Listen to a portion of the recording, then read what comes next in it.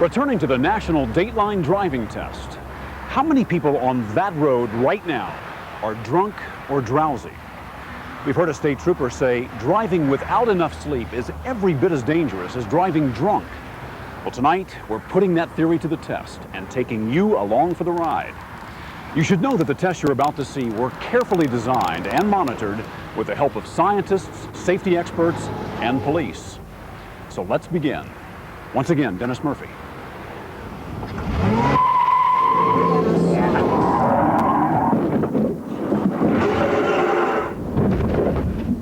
Buckle up, because you've got the worst seat in the house. You're about to take a ride with some drunks at the wheel. Now, we all know that driving drunk is taboo, but you're about to see why at very close range.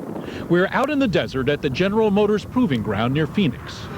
Hey, Ian, where are you going? And our drivers, 8 young volunteers, are getting road ready in decidedly unsafe fashion. Downing scotch, beer, and wine at 11 on a Sunday morning, all in the name of scientific experiment. Okay. Meet our bartenders, a blood alcohol expert and 2 Phoenix Police Lab specialists. When they get our volunteers just on or just over the brink of being legally drunk in most states, only then do they get the keys to the car. And keep going until I tell you to stop. The drivers know the test course. They drove it sober a week earlier. 1.4 miles of twisty, windy orange cones. The trick is to weave through without knocking any over. And sober, our 8 volunteers hit only 3. Basically, they aced it. But now that they're tipsy, how will they do? Well, believe it or not, some of them think they'll drive better. When I drink a little bit, I'm more aware, because, I don't know, I just have that impression that I'm more careful in driving. I feel I drive a lot better when I'm drinking. Are they kidding themselves? We'll soon find out. Our 13 cameras will be your eyes and ears. Each driver has to make 3 laps, minding the speed limit and traffic signals. What's apparent right away is that our safe and sane drivers of a week before are less inhibited, looser, giggling, and not driving nearly as well. Whoops, I messed up. Each volunteer has a safety officer in the passenger seat. We asked GM test driver Brad Svee to monitor our drivers. They've been told that Brad will not talk or respond to their questions. And if the driving gets really woolly, he has a button by his side to activate the brakes. But at least for a little while, it looks as though he won't need it. The first few drivers run the course like slowpokes, almost creeping their way around. Even our drivers using a go-slow strategy are in for a surprise. They don't realize it, but this isn't exactly the same course they drove when they were sober. Life has surprises, and in the real world, so does driving. And now so does this course. So they won't be anticipating the child's ball that will roll in front of their car, or the stuffed toy dog that's going to dart out in front of them, or this thing, our pop-up car that will loom up suddenly in the roadway. Here's that dog on the left, hiding behind the pile of cones. Watch how driver Penny handles it. Oh my God. Jeez. They're trying to give me a heart attack, I just know it. Our drivers are startled, flustered, disoriented. And the group that was almost flawless on the cone count sober is now knocking them over. 8 times as many go down. Each cone is a driver off the roadway who could be hurting himself or others. That definitely was a lapse of consciousness of some form. Watching the drunk drivers very carefully is Dr. Nelson Powell, a surgeon and co-director of Stanford University's renowned sleep center. He's out here to see if he can put some solid science behind what the trooper in Virginia and others feel, that if you drive sleepy, you're every bit as dangerous as if you drive drunk. This is 4 out of our 8, and nobody's made any major mistakes. But soon we see reckless attitudes from our drunks, the kind that can quickly prove lethal on the road. I felt like I had to drive a little bit faster to get through the course. And take a look at Troy, a professional truck driver. Here he is driving sober, engrossed in the course, focused. But drunk, he's nonchalant and carefree, his hands loose on the wheel. Watch what happens when he encounters the dog. Poor doggy. I didn't really care. You know, I just wanted to go out and drive. Did you feel aggressive? Kind of an edge? Aggressive, very aggressive. Then there are drivers who can see trouble, but can't adjust in time. All right, that'll score big. Terry destroys our ball. It's history. He laughs, but on a real roadway, don't you expect a child to come running out after that ball? And the dog. Terry doesn't even try to evade it. He just drives right over it without missing a beat. You know, it's just like surprising to me that I had no reaction to it. It's just, I saw it happen, but, you know, I had no reflex to react. Wow, nothing.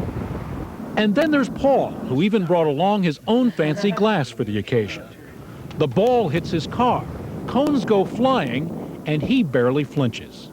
This guy is zoned out, so no one is prepared for the emotions that follow this.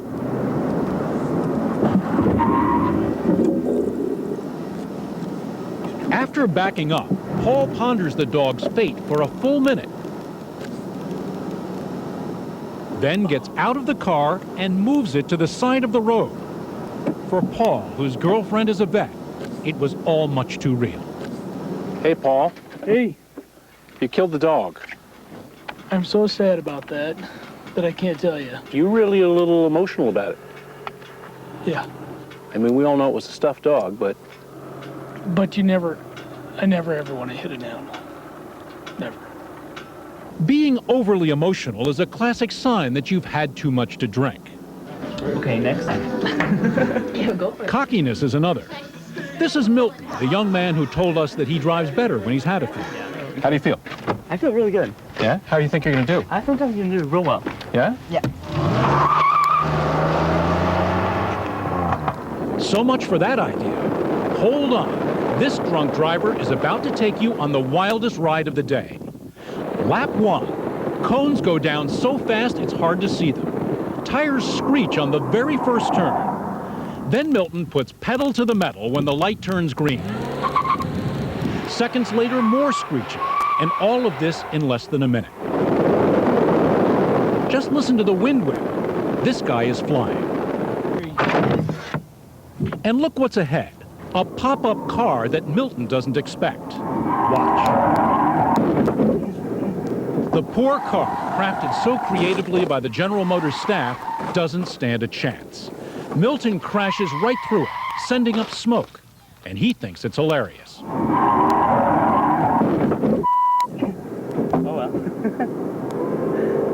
Where did this come from? Here's a comparison. That's sober Milton on the left, drunk Milton on the right. This is a different guy, right down to the cool sunglasses and the bright orange shirt. From sober and subdued to cocky, aggressive, dangerous. Now nothing phases him. Lap 2, he's off, whipping around again. This time too fast. He comes flying into this tight turn with disastrous results. And that only gets Milton more pumped. He is out of control.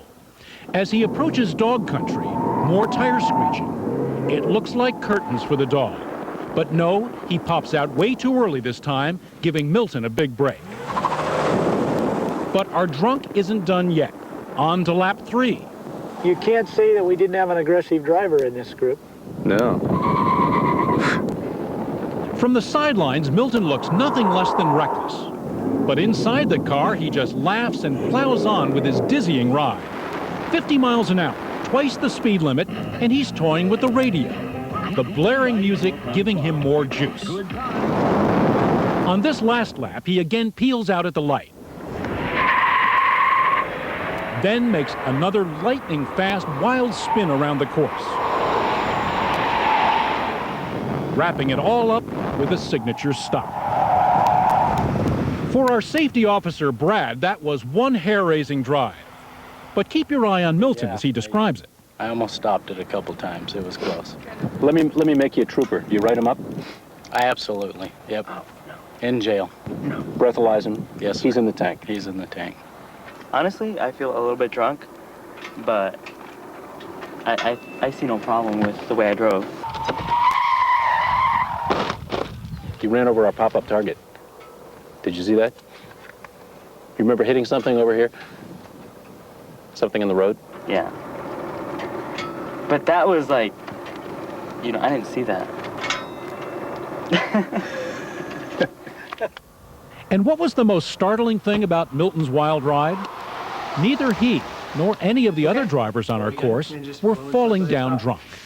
In fact, on the breathalyzer, some wouldn't even be considered legally drunk. Remember Terry? He killed both the dog and the ball and told us afterwards his reflexes were shot. But his blood alcohol level was only 0.08. That puts him well below the 0.10 level that makes you too drunk to drive in 33 states. And the same for Milton. Incredibly, he too had a reading that hovered only around 0.08. It's a troubling and revealing reminder that you can be technically legal and still be a menace on the road.